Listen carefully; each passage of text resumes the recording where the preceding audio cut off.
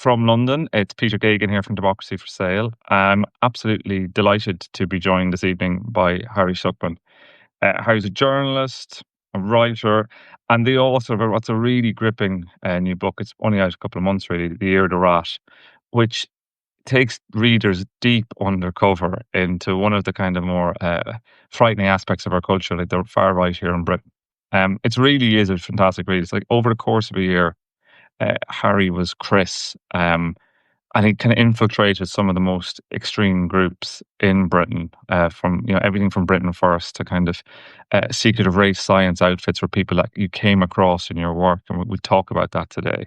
And I think what you really found is a really disturbing world, a world that should concern all of us. It's a world of conspiracies, of race science, of eugenics, but it's also a world that's increasingly colliding with our politics. It's not something that's just a fringe.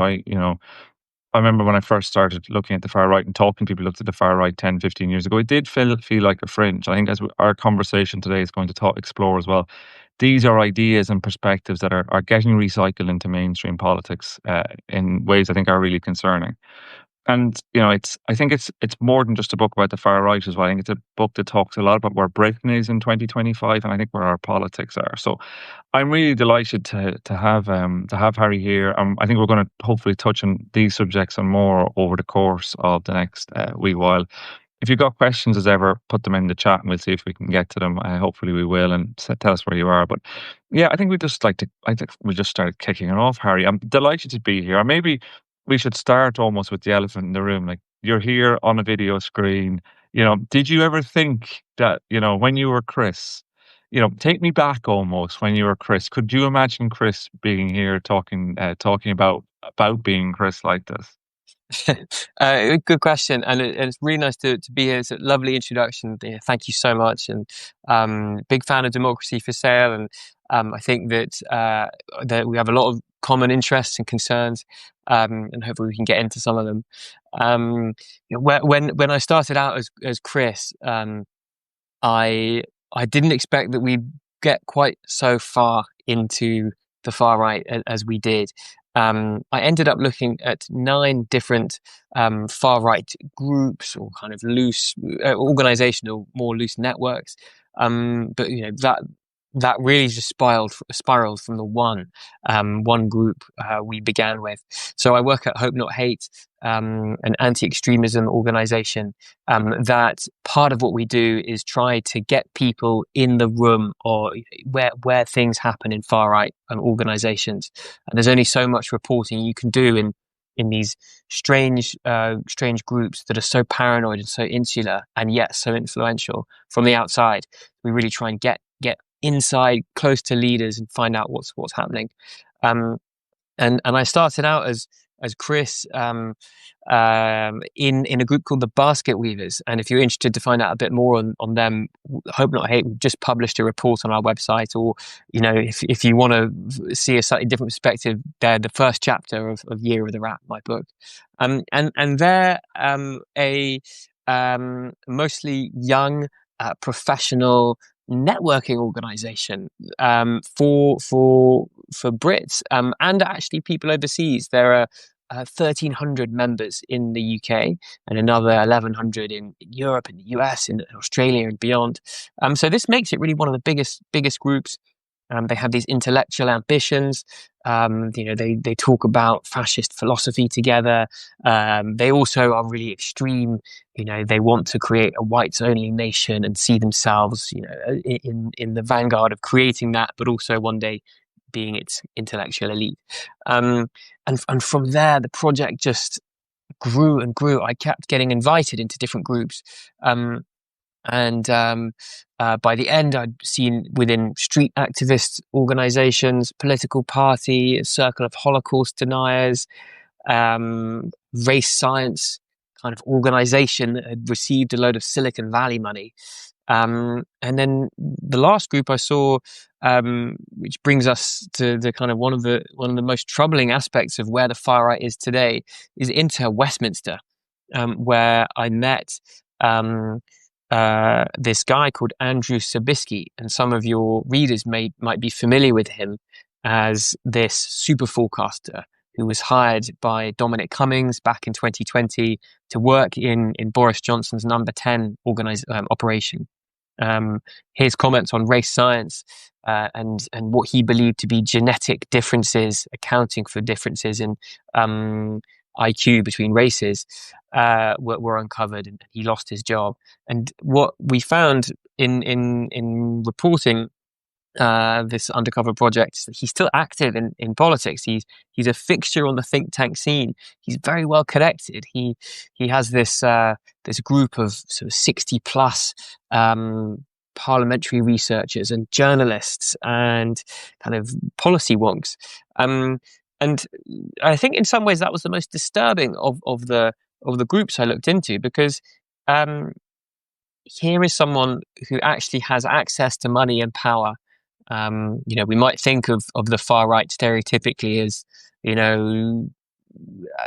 EDL types, pissing on statues and so on. And while that is, contemptible, and that's completely different to people who are talking to politicians who and pushing a really dangerous agenda. So that was last undercover meetup was about a year ago this month, and it's been a bit of a wild ride since then. We'll go in and talk a bit more about Chris and what happened, but I think what you raised there, I think, is a really important one. I was really struck, like, just, a couple of weeks ago, Douglas Carswell, the former Tory MP, the former UKIP MP, someone who was seen as, sorry to say, that the respectable and kind of sane face of UKIP when he crossed the floor to join them back, I think it was probably 2015 before the Brexit referendum.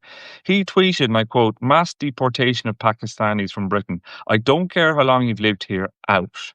That's 2 million or so people Carswell wants to mass migrate, to push out of the country.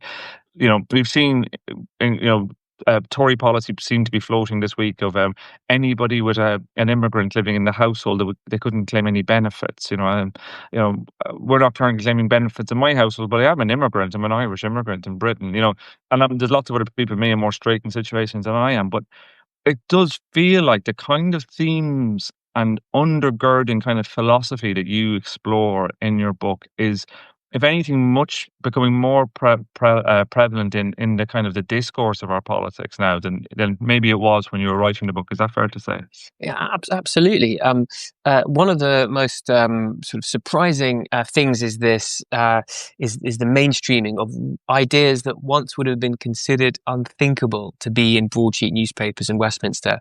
I remember being in Tallinn in Estonia at a white nationalist conference, secret gathering, about 100 far-right activists, some of them just out-and-out neo-Nazis. One guy who was dressed as his idol, Oswald Mosley, in a turtleneck and thin moustache. And one of the main ideas that came up at this conference, which was, there were lectures and then kind of socializing. But the big idea in everyone's lips, the one that they'd all come to see, was this concept of remigration, sometimes called repatriation. And it's this really pernicious idea of, not just the deportation of illegal immigrants, but legal ones too, citizens of foreign descent, anyone who could claim some kind of overseas ancestry. It is this idea ultimately that there are some people within this country who might even be citizens, have been for generations, that are so alien they just have to be deported. And I think we should call this what it is. It's a form of ethnic cleansing. You are trying to rid this nation of people who don't fit into your ideal of what a citizen is, for no reason other than just where they might claim some kind of origin. So if that makes sense. And as I said, this was an idea being discussed in a room of 100 people. While I would say the far right is a very sinister and dangerous thing, I'm under no illusions that this group of people, they're by no means the most, I thought at the time, the most dangerous gathering of their reach, maybe this is a better way of putting it, their reach was pretty limited. But now, as you say, people like Douglas Carswell are advocating for remigration. Their policy ideas that are completely crank are being aired in the newspaper, in a newspaper record, the one that's read in Westminster circles. The organ of the conservative movement in this country. I just think that's completely unthinkable that this mainstreaming has occurred. The ideas that were once the preserve of the most extreme racists, that were possible, that were out there, are now suddenly considered legit. And it's interesting, and as I say, I'll talk a bit more about Chris in a moment, but just on this theme, I was struck, you've been doing work with Hope Not Hate ahead of the local elections, looking at candidates from different parties and looking at particularly reform. And I guess I wanted to ask you, because I have a double-barreled question, which probably shouldn't ask double-barreled questions, but I get to do that. The first is, where do you fit reform in this game of far right, or how would you describe it? And the second was, were you surprised, because you did find a lot of the kind of things that you were finding undercover, you were actually seeing on the Facebook pages of prospective candidates and things like that, Yeah, for reform? yeah, absolutely, and a good question. Definitions are important. I think there is this accusation that's perhaps not entirely unfair that sometimes gets leveled. Is everything far right? Is everyone a Nazi? And I'm not an academic myself, but I do like the academic work of Cass Mudde, Mudde. And he is a sociologist who's done some great and really accessible work on defining what the far right is. The Far Right Today is a book that I'd recommend to anyone who's keen to read this. And he has a distinction between, under the umbrella term of far right, two separate distinctions of radical and extreme right. And a radical right group is one that broadly is participating in democracy, but might not have universal approach to the rights that fit within that. So, for instance, free speech, freedom of association for most, but perhaps not all sexual orientations or ethnic minorities or religious groups. And I think you could really comfortably fit reform within that category. I think that extreme right, very quickly, is, let's say, not participating in democracy, using violence to achieve its goals. And obviously, reform is, you couldn't comfortably put them by no means you could put them in that description, in that box. But let's talk. Farage, huge admirer of Enoch Powell. Views about biological differences between men and women that we consider really retrograde, and also a manifesto that seeks to one of their manifesto pledges. You can find this on their website. Says that it's calling to strip dual nationals from their British citizenship if they commit crimes, even minor offences among them, some minor offences. So that would create a two-tier citizenship, a two-tier justice system rather, that prioritises what they would consider native Brits over ones of overseas origin. I think you could very comfortably call these ideas radical right. As far as the second part of the question, sorry, I'm on quite a squeaky chair here. The reform candidates who, and indeed some elected councillors who we've been looking at in our work at Hope Not Hate, have been expressing ideas that I think should consider them beyond the pale of being, an elected official. These are things that are not just, support for Tommy Robinson, but some of the vilest anti-Semitic conspiracy theories, posts about Adolf Hitler, discussions about how Jews are secretly trying to import Asians and Africans into Europe in order to subvert the white race. I think that a lot of reform voters would actually be really surprised to know that some of their people who they're choosing to represent them at a county level are saying this kind of thing. And it's kind of, it's what's interesting as well is that, like, in your book, like, it kind of comes out of work that you've been doing, like you've been trying to get closer to these people, like you said earlier, like you're trying. I often know that, like as a journalist, you're a bit like a photographer. You want to get close. The closer you get, the better. You know, get in there, get close. And obviously, the challenge of that is if you're trying to get into spaces and with people who are different to you, it's a challenge. If you turn up and go, "Hi, I'm a reporter," often people don't want to talk to you. Like, how did Chris come about? Like, can you explain, like, how did this idea and this way of working and how did you get to that being like, this is what I need to do, this is how we need to do to find out what's going on? Yes, yeah. I appreciate it. It probably seems a bit weird, and um, it really started a good year or two before the Undercover project with Hope Not Hate began. This was back in the pandemic, and I was working as a journalist. I used to be a newspaper reporter, and then worked in Manchester for the Manchester Mill, investigative news startup, and its sister sites in Liverpool and Sheffield. And at the time, these two groups working together, um, these two groups were organizing activism together, and it would have been once considered kind of crazy for them to be doing so. So one of them is anti-vaxxers, who were opposed to jabs and masks and lockdowns and so on. And they, for the large part, were kind of from a hippie-ish background, organic food lovers and people who didn't want chemicals to be poisoning their body. So from a lefty kind of background. And then they were organizing rallies and founding new groups with far right activists, to use the stereotype, kind of skinheads, who might have once considered these hippies, targets to beat up.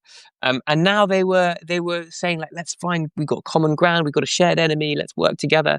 And I was fascinated in this dynamic and wanted to learn more about it. But as I found, as you said, if I sent them a note, if I sent them an email, I called them up and said, "Hey, I'd like to do a story on you. Can I come and hang out?" I just wouldn't get any. No one would answer me. They wouldn't even give me the dignity of an insult. And it's just, well, not worth their time.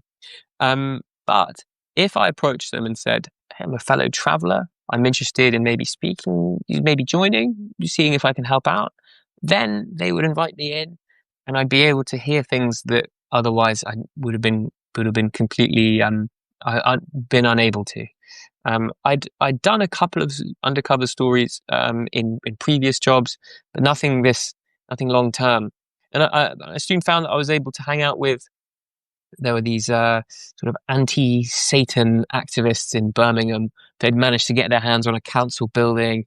There were these anti-Semitic kind of splinter group of these really traditionalist Catholics who were meeting up in Southport and Merseyside. These was kind of some of the people I was spending time with. I wonder if actually that I think in the past people have quite rightly questioned whether undercover journalism is necessary. Is it just kind of cosplaying as a spy? Am I some sort of John le Carré kind of aficionado? And I think that well, in my experience, I found it really, really difficult and nigh impossible to be able to speak to people in the kind of circles I'd like to research. Journalists are like regularly hoodwinked or given by far activists or given really strict terms of engagement. There was a Times radio journalist who spent some time with the Homeland Party, and in her documentary that she produced, she described how the time she was made to spend in this group at their conference was limited, who she was allowed to speak to was limited, and so ultimately, well, I think it can be really, really challenging to go in openly. So I think that sometimes alternative methods are worth exploring. And finally, it's just worth considering the extent to which the far right uses, puts on this mask. One activist described it as such, putting on a mask to be able to go out into the world, to try and deceive the media, deceive the public about how extreme they are. And it made sense for us to try and turn their tactics back on them. Well, one person who's in your book, and it's a kind of incredible scene, like when you're, is somebody who I guess hasn't tried to see people is Paul Golding from Britain First. So Britain First are a very explicitly, I guess fair to say, explicitly racist political party. And there's an incredible scene, because you're aware you can't take notes, so you're recording. You're having lots of this is recorded on undercover. Undercover. I know myself from having been involved in undercovers in the past. These aren't always light pieces of equipment. They're quite bulky. They need to be tried to be concealed. Could you just tell us? I've kind of set it up now, but could you tell us a little bit about what happened with Paul Golding? And first of all, actually, maybe tell us a bit about who Paul Golding is and what he's like, and then tell us about this experience.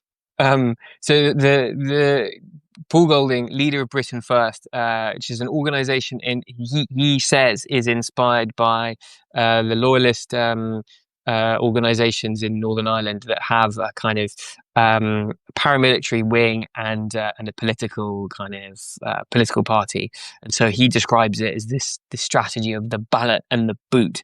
A very aggressive character who the first time I met him, he took a swing at me. He was reenacting this street fight he had, and I was the sort of demonstrator, the very unwilling demonstrator. And he sent his fist at me and didn't connect. But I think it was just like a sort of power play, a kind of domineering, bullying thing. So Britain First. They spending time with them undercover, wanted to try and get as much material as possible. And you're right, a notepad isn't really workable. There were some other like recording devices. I had like an briefly used an audio taper or a recorder on a watch. The thing I used the most was a hidden camera, these devices are kind of sold on every high street spy shop out there, and they're by no means secret, but they sit kind of on your chest under your shirt, and they run via a wire to this like bulky battery pack that sits in your trousers. There are other ways to use it, but that's how I did it, and it always felt so conspicuous. There are sort of it makes you feel very unnatural, like there's sort of something, I can sort of only describe it. I describe it in the book as like having like a hernia. It's just impossible to ignore and very, very conspicuous. And there was one occasion when one of Paul Golding's followers just like in a kind of gesture of like matiness, like slapped my chest, like put his hand directly on this camera box, and it feels really obvious. It's like this cube of plastic on your chest. I was just amazed that he didn't notice or didn't ask what it was. But undercover work, as I'm sure you're familiar with, is really fraught. You're always catastrophizing. Like, have they rumbled me? Do they know who I am? Am I going to say something that sounds weird or off, and it gets me questioned? So you're living in this really anxious bit of your head. So it's very grateful to no longer be doing. Yeah, it must have been as big. So, there's one moment where you're in a group of these people and there's somebody else called Harry, and people start talking about Harry, and you're kind of constantly like answering and that must be really on a like the kind of the anti-ziggery, the kind of like the kind of the split that has to be done, that kind of split that that must have been tough work. It must have been very hard. It was hard, and I'm just remembering. And even though these this all took place a couple of years ago now, and I've written about it, it still has the power to make me feel a little bit like nervy now. But yes, I'd practiced a lot, answering questions to the name of Chris. My partner would say the name, and I'd practice turning, and for a while, after a while, I was able to be able to respond. But there was this one time when I was in a group with another Harry, and someone say, Harry, for instance, Harry, what's the weather like?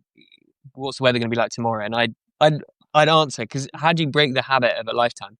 And there were kind of other moments where logging on to like a Zoom call under my own real name, answering when people would stick out their hand and say, "What's your name?" I'd have to like remind myself to say Chris. And there was this one moment when I said "ha" as if to go in with Harry, and there's so many near misses like this. It gets really hard, and um, we had a plan to limit the project, my colleagues and I, to a year. Any longer would risk your sanity. I think it got to the point where I couldn't really think very rationally about doing it, and I remember this one moment where I was on. It was having a weekend with my then girlfriend, now wife, and woke up in the morning to a text from Paul Golding saying, "We need to talk. Give me a call." And saw some missed calls from him. Just spent the whole day pranging out, thinking, "Oh my God, he knows who I am. What's going to happen?" Ooh, ah. And he just wanted to know if I was going to come to the next action we were holding. So I think once that was going on too much, it's time to call it a day. Yeah, that's a lot. That's a lot to kind of in your head to hold on. I think one of the most interesting groups you come across, and as you said, there's 9 different groups. There's lots of different groups in it. The basket weavers, I think, are fascinating. I'd highly recommend Hope Not Hate's report on. Well, it's really, really interesting. It's fascinating reading.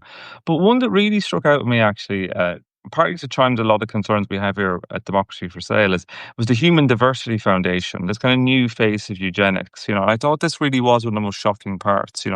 This kind of intersection of race science and Silicon Valley and serious financial backers. Like, can you just explain what the Human Diversity Foundation is and kind of how you uncovered it? Yeah, I completely agree. It was one of the scariest bits, most sinister parts of the whole undercover project. We went to the 1930s. A group is set up in the US called the Pioneer Fund, and the Pioneer Fund was an organization, a non-profit, that wanted to fund and promote eugenics. Eugenics being a cause, back then this group was developed ties to Nazi Germany. One of its first acts was to distribute this Nazi propaganda film called Erbkrank, the hereditary defective, in American schools, in public places, and it continued in the 20th century, putting money behind some of the most vicious, racist, so-called intellectuals in the US, but also Brits. And in recent years, it was believed to have fallen into abeyance. It wasn't up to very much. It'd given out most of its money to academics who wanted to basically promote the idea that there are biologically distinct categories of race, and that you can measure intelligence between them, and that any discrepancies in intelligence have this genetic basis. The idea being that if you can advance this, you can reimpose segregation, not just segregation of races. Sometimes this category of race science is used, but actually it also encompasses sexism, the idea that men are more intelligent than women for genetic reasons, and also classism. The idea that poor people shouldn't be allowed to breed because they are less intelligent for genetic reasons and will kind of create permanent underclass. So.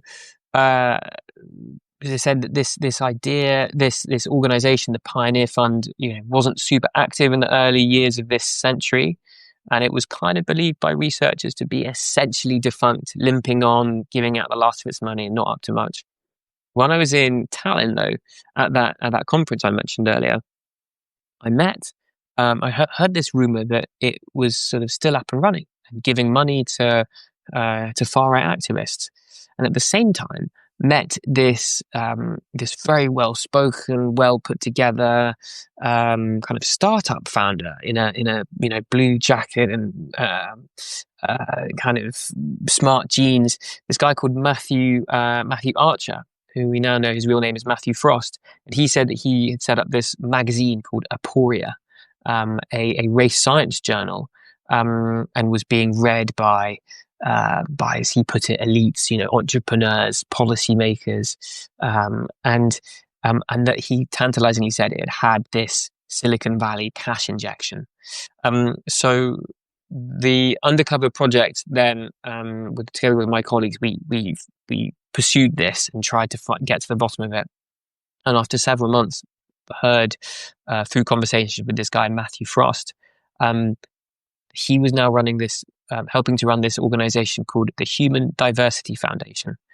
And it was the successor to the Pioneer Fund, that organization with its Nazi origins, and was still promoting race science in just much smarter and even more diverse ways. They had far-right influencers who they could give talking points to.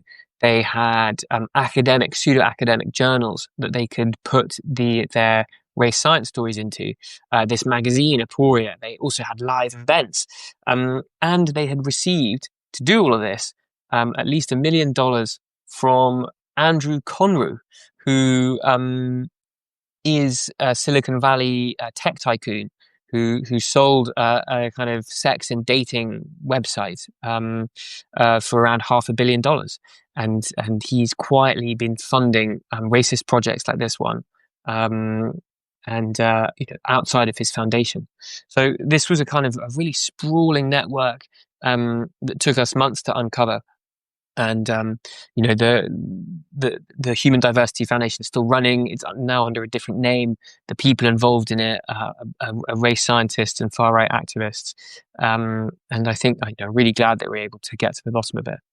But you can also see, like, we've done a lot of work here at Democracy for Sale, looking at people like Palantir and Silicon Valley. We actually had Lally Khalili on the last person before you on this was Lally, talking about, like, in many ways actually the connections between imperialism and the kind of empire and what we're seeing in terms of Silicon Valley. But what's really striking as well is if you look at the kind of comments of people like Elon Musk and Peter Thiel, they often make comments that are very strong eugenic kind of aspects to them, and in ways that makes you feel at one level at least they're certainly engaging with debates on eugenics. These are debates that, frankly, for the last 60 years we've kind of put back in a box mark. This is do not touch. In some respects, this is racism, do not touch. And it does feel like these are now conversations are coming back into people who are really, really empowered, or people who've got serious connections into the very upper echelons of power. Absolutely, and that's so troubling, isn't it? That one of the people I spent a bit of time with, who was involved in this Human Diversity Foundation, one of its projects, had a 3-hour lunch meeting with Elon Musk, where they spoke about eugenics. So this guy is an advocate of eugenics. He's trying to rehabilitate it and call it by other terms. But it's the same old ideas. You're right. We'd hoped put to bed, being shared by some of the world's most powerful people, unaccountable people. The Silicon Valley has a long history with flirting with eugenics, and since its very early days, there have been people involved in the father of Silicon Valley, William Shockley, was a eugenicist who'd hoped to chemically castrate most black people in America, because he believed that they had low IQs for genetic reasons, and thus no amount of schooling would help. And I think very little has changed. We could speculate on what the attraction is. I sometimes wondered if the need to see society as this kind of computer program that could be tinkered with and improved and got to a kind of perfect position where they maybe they see kind of genetic code in similar terms. It's incredibly troubling that these the most powerful people on earth are now talking about these ideas. I definitely recommend people actually reading someone else who's spoken to on print in Democracy Style, Quinn Slobodian's book, Hayek's Bastards, as well. Because I think that does a very good job actually showing how these ideas of race science actually far from, in some ways, actually like I'm almost going to contradict myself. How these have definitely undergirded aspects of the libertarian right, the kind of Christian nationalist right in the States and elsewhere for a very long time. And actually, my first ever salaried job was working in the University of Ulster as a researcher, and in one of the departments was Richard Lynn, who Yes. is now deceased and was a race scientist, a racist, and that was just what he did. You know, he spent his days writing treatises that were kind of like the bell curve, and they were basically all about race science and eugenics. So, you know, in some ways, there's been an aspect, I think, possibly where this has been hiding in plain sight too, and hasn't actually been, hasn't been cauterized. And now it's, we're starting to see. I've been really struck as well, like in the last week or so, yet again, this question of is Rishi Sunak English and English identity, and like someone like Matthew Goodwin. I think former academic is probably a reasonable description of Matthew, have become, are very, very much into this. When we're talking about essentialist ideas of of race and identity in a way that we haven't, in some ways ever, but seen in mainstream political discourse in this country, not ever, but for a very long time. Absolutely, and it's interesting you bring up Richard Lynn actually, because some of his correspondence, he said that he wanted to rehabilitate eugenics, and that it was it was a shame that ideas that were considered essentially sound were given bad PR by the 1940s, which is a very glib way of saying the ideas that led to Nazi Germany and the Holocaust and many other horrors besides. The idea that this kind of that we are seeing ideas that had been put to bed or considered resolved re-emerge, such as what it means to be English, what it means to whether races can be ranked according to intelligence and perhaps separated, even sexes and socioeconomic classes can be separated and castrated. The idea that these ideas are being discussed as possible policy ideas is deeply sinister, really worrying, and I really think that the media, academia has a responsibility to try and combat this, and when we don't talk about it, we're losing ground to people who are going to put out much more alarming versions of this. There are stuff that tech companies can do too. We noticed how various AI services draw on the work of Richard Lynn when discussing IQ, citing citing the work of race scientists, and I think that there's so much more that can be done with this. But to know that far right activists aren't stopping on this; they are constantly trying to reinvent their methods for getting their ideas out there, and so we have to be really, really assiduous in trying to respond.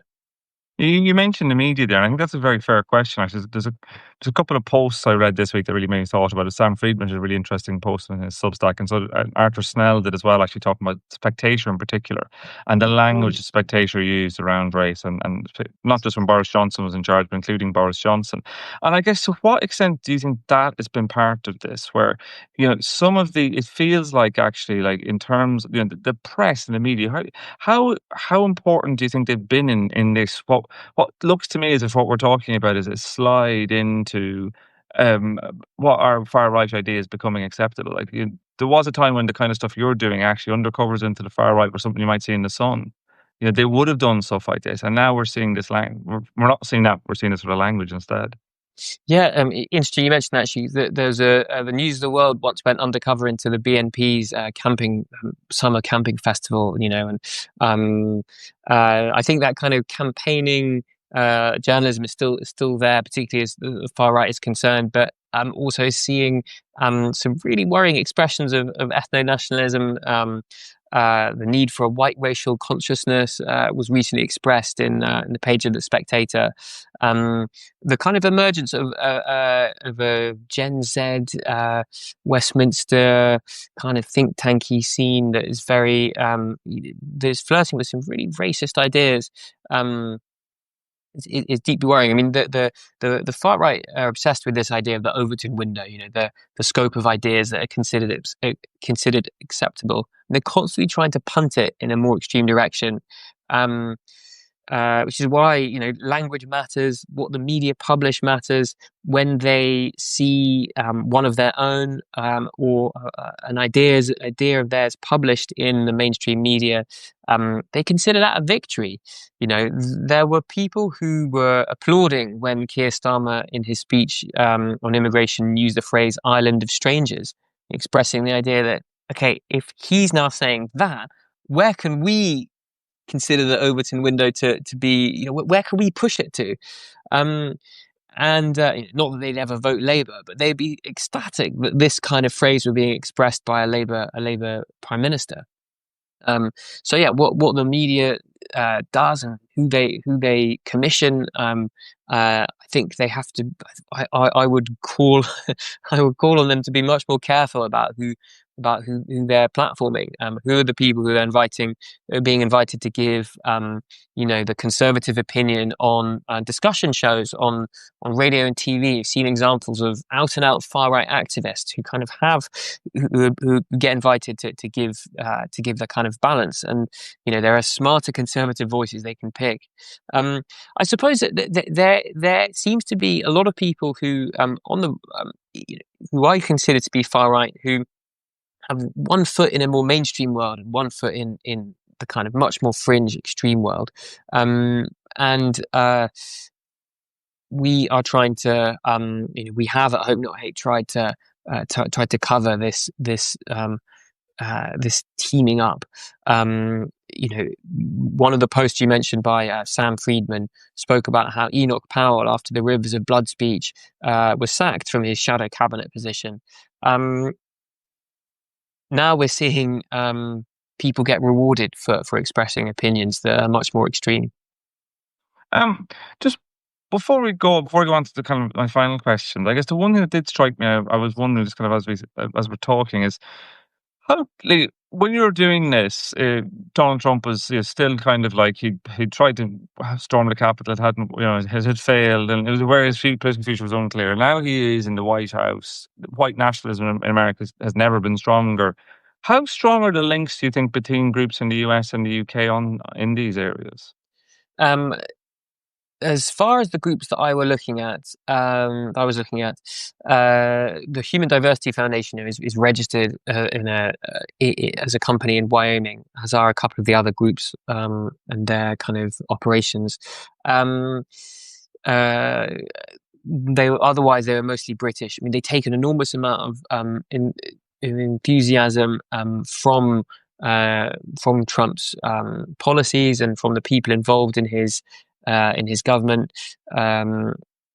But as far as kind of links go, there's the money that I mentioned, going from Silicon Valley to the UK. I mean, the thing that they dream about the most is getting a retweet from Elon Musk. But as far as kind of more direct forms of support, not in the groups I looked at, but it's always something, when there are cross transnational connections, that is when groups tend to thrive. And I guess one thing that struck me as well reading your book is we had James Bloodworth on the show recently talking about his book Lost Boys, all about the manosphere and all of that. And there is kind of echoes. There's a lot of lost young men in your book. It's something that I felt like a real theme as well. It's kind of for some of them. Some of these people we're talking about are very polished, know what they're doing, are very are almost professional. But some of them are just kind of felt like lost young men looking for somewhere to be and something to do, like this kind of longing for connection. Like, what can we do about that? Like, is exposing them the only thing to do, or is there something else? Like, it feels like there might be, exposing them as part of this and understanding what's happening, but also for some of them, it feels like something else is needed too. Agreed, and I'm not sure if I have the perfect answer. I completely agree that the rank and file members of the more community-driven organizations are definitely deserving of a bit of understanding.